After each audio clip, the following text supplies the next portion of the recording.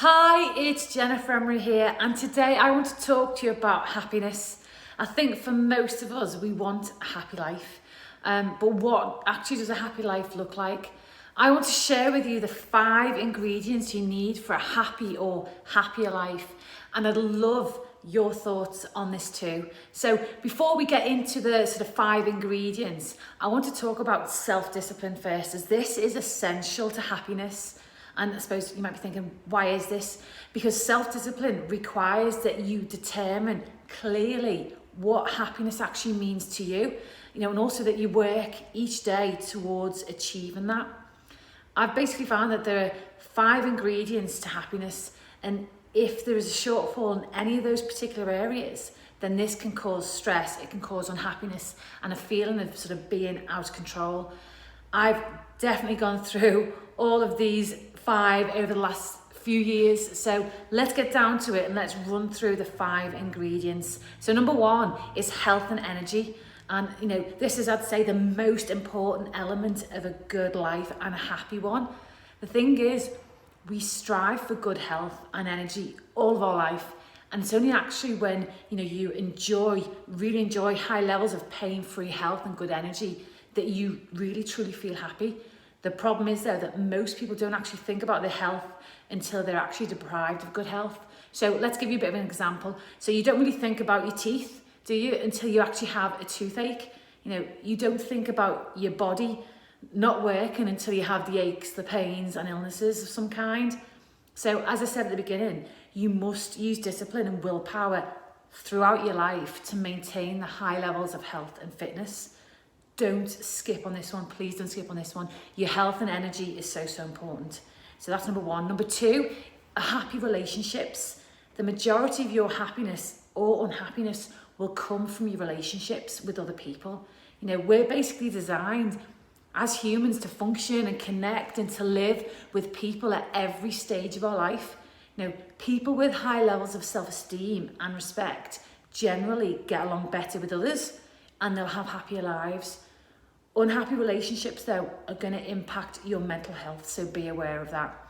Number 3, doing meaningful work. So to be truly happy, you need to be totally engaged with life.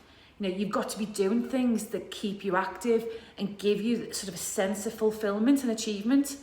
So if you're making a living, whatever it is that you do to make a living, you must do something that you enjoy. People are only really truly happy when you feel like you're making a contribution of some kind. So you need to feel that what you do makes a difference in the lives and the work of other people. One of the most important things you can do for yourself today is think about it, find the right job or work for you, and then once you have it, throw your whole heart into it. Because if you feel that you don't want to put your whole heart into it though, this actually may be down to it not being challenging enough or interesting enough, or it may not give you the opportunity for the growth and advancement that you're looking for, or it may be that the people that you're actually surrounded by in your place of work are not your type of people. If this is the case, then it may be a sign that where you are right now is not the right place for you going forward. Number 4, financial independence. This is definitely a biggie. Some of the things we fear the most, a loss, failure and financial difficulties. So, being destitute, no money and dependent on someone else is something that most people couldn't bear. One of your main responsibilities though to yourself is to work towards financial independence and freedom throughout your life. So the happiest people are those that sort of reach the point where they no longer worry about money. This is not something though that you can just leave to by chance. You hear it all the time. If only I won the lottery.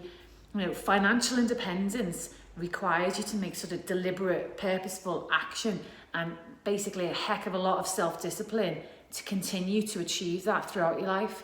So when you feel there's like a big gap between where you are today financially and where you'd like to be, you're likely to experience stress, worry, and as a result, unhappiness. So the number 5. So now when I first heard this particular phrase, I didn't really truly know what it meant. So self-actualization But I totally get it now. So basically self-actualization is the feeling that you're becoming everything you're capable of becoming. So this happens when you're realizing more and more your true potential. The sad fact though is that less than 2% of us reach the height of personal fulfillment.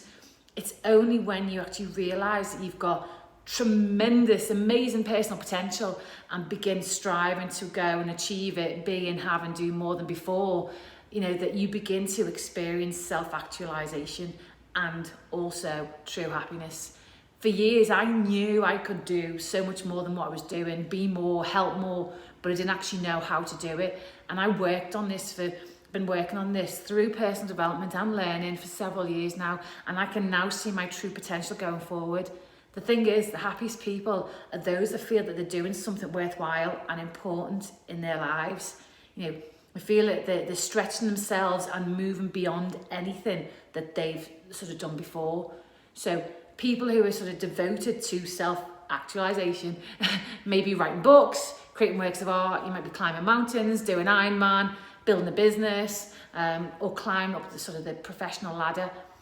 The great thing though about self-actualization is that you're going to be striving through life and will have more happiness than ever before, as you'll feel that you're becoming more and more all the time and more of what you're sort of truly meant to become. So when you take sort of that leap of faith and direction of your dreams and your goals, and then discipline yourself to keep going in spite of any obstacles or hurdles or hardships that you need to overcome, you're going to feel more powerful, you're going to have more self-esteem and confidence, and this will increase as you move step by step towards a goal, and that will genuinely help you feel happier. So time to have a think about those 5 ingredients that I've just shared with you, and the areas where you're lacking right now that you can start working on to improve. So remember, you're in control of your happiness, no one else is. So time to get on and work on it. So I'm Jennifer Emery, lifestyle transformation expert, helping you feel incredible in your own skin, build confidence and become unstoppable in reaching your goals. Thank you.